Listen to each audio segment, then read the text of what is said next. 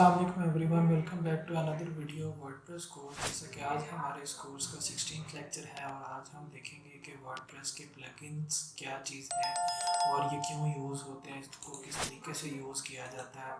ठीक है, तो इंट्रोडक्शन टू वर्डप्रेस प्लगइन्स।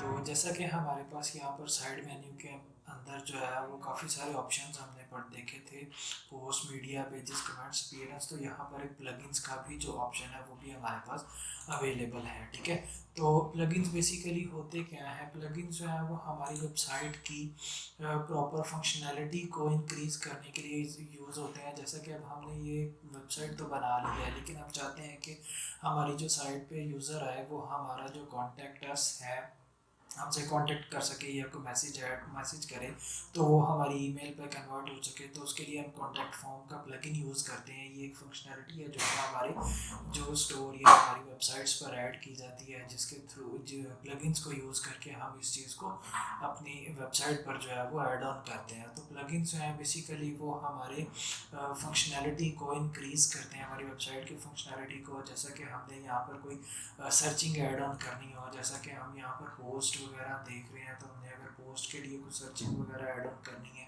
तो उसके लिए हम अलग से प्लगइन यूज़ करते हैं। हमारी कोई प्रोडक्ट्स लगी हुई हैं उस पर हमने रिव्यूज़ लेने हैं, कुछ कमेंट्स वगैरह की भी होते हैं और इसके रिलेटेड भी हम अपने जो है वो प्लगइन्स ऐड कर सकते हैं।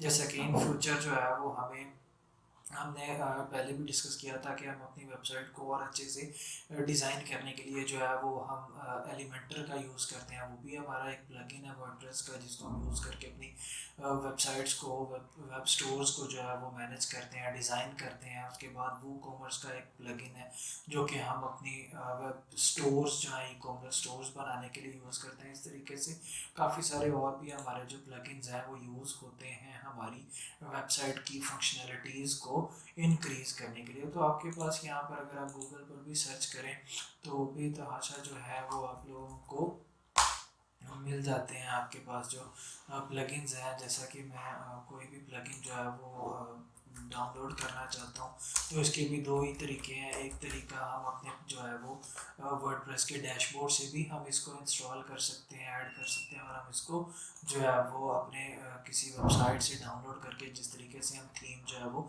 डाउनलोड करते थे उस तरीके से इसको भी डाउनलोड करके जो है वो ऐड ऑन किया जा सकता है। तो यहाँ पर देखिए, जैसा कि काफ़ी सारे वर्डप्रेस की अपनी वेबसाइट के ऊपर जो है वो काफ़ी प्लगइन्स जो है वो पड़े हुए हैं, contact form, Elementor, Yoast, SEO का, एडिटर के रिलेटेड। तो यहाँ से भी आप जो है वो अपने प्लगइन को डाउनलोड करके जो है वो अपनी वेबसाइट के ऊपर यहाँ से डाउनलोड करेंगे, हमारे पास जिप फाइल डाउनलोड हो जाएगी, उसको हम इंस्टॉल कर सकते हैं जैसे हमने same as it is theme पे किया। ये चीज़ जो है वो आपकी वेबसाइट या जो ई कॉमर्स स्टोर्स हम बना रहे होते हैं उसकी जो फंक्शनैलिटीज़ को इंक्रीज़ करने के लिए जो है हमारे पास ये प्लगइन्स जो है यूज़ होते हैं। तो ये एक छोटा सा इंट्रोडक्शन था वर्डप्रेस प्लगइन्स के बारे में। अब हम नेक्स्ट लेक्चर में अपने देखेंगे कि वर्डप्रेस की इंस्टॉलेशन किस तरीके से होती है और उसको किस तरीके से ऐड किया जाता है, किस तरीके से आपने जो है वो अपने प्लगइन्स को चूज़ करना है। ठीक है, होप सो कि आपको ये लेक्चर अच्छा लगा होगा। अच्छा लगा हो तो लाइक, शेयर, सब्सक्राइब ज़रूर कीजिएगा और कमेंट करके ज़रूर बताइएगा कि आपको ये लेक्चर किस तरीके का लगा। Thank you so much. अल्लाह हाफिज़।